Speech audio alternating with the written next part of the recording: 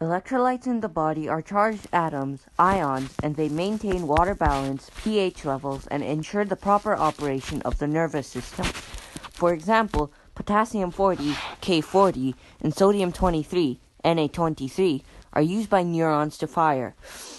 The 40 and the 23 are there to indicate the mass and atomic mass units of the elements. The K plus and Na plus ions are dissolved in the cytoplasm and just outside the neuron, respectively. For humans, the ratio should be 2 K40 is to 3 Na23. Otherwise, neurons cannot fire, which eventually leads to death. When they are imbalanced, one can develop dizziness, cramps, and problems like an irregular heartbeat, arrhythmia, or symptoms of mental confusion. In some acute cases, slipping into a coma, brain damage, paralysis, and multiple organ failures are also possible. Let's hear about an electrolyte imbalance from the experts themselves.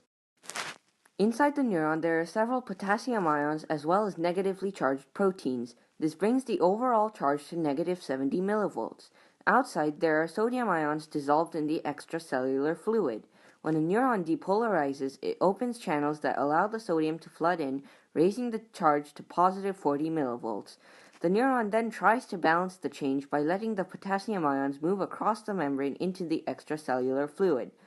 The sodium-potassium pump then pumps the sodium back outside the cell and the potassium ions back into the cell. At Santa Clara Kaiser Permanente to investigate more into the electrolyte imbalance.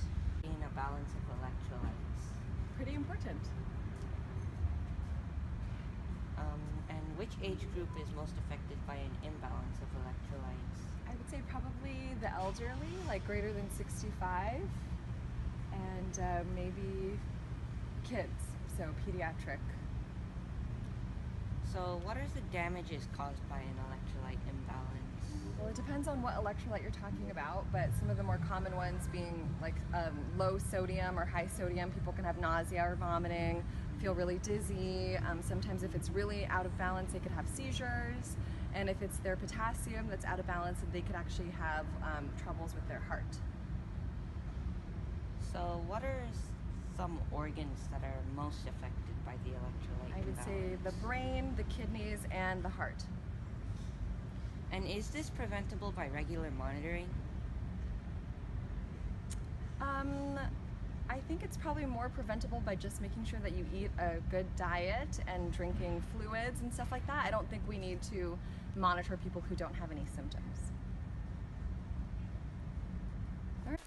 There is a problem in monitoring electrolytes. They simply cannot be monitored on a daily basis for any sort of diagnosis. Right now, people have to go to a lab, much like a blood test, and get their results back in a couple hours. It is an inconvenience, especially when the test can be done in minutes. The test is usually done after someone has an electrolyte imbalance, but it can be done as a preventive measure instead of a diagnosis. These machines are used in hospitals to detect an imbalance, but as you can see, they are quite unwieldy. They are clearly not meant for in-home use, but they can measure electrolytes.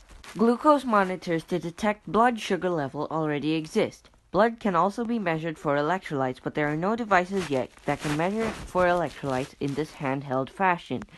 Since the device will be geared toward older people, they will want a simplistic design and output. This is a glucose meter compared to a hand, and if you look closely at the index finger, you can see a tiny drop of blood. That is all that is required to get an accurate measure of glucose throughout the bloodstream. The device for measuring electrolytes will be similar in size and handling to the glucose monitor depicted here. It will display the information on a smartphone app that records all previous tests, as well as sending information to one's doctor. This is done by connecting the monitor via Bluetooth to one's phone.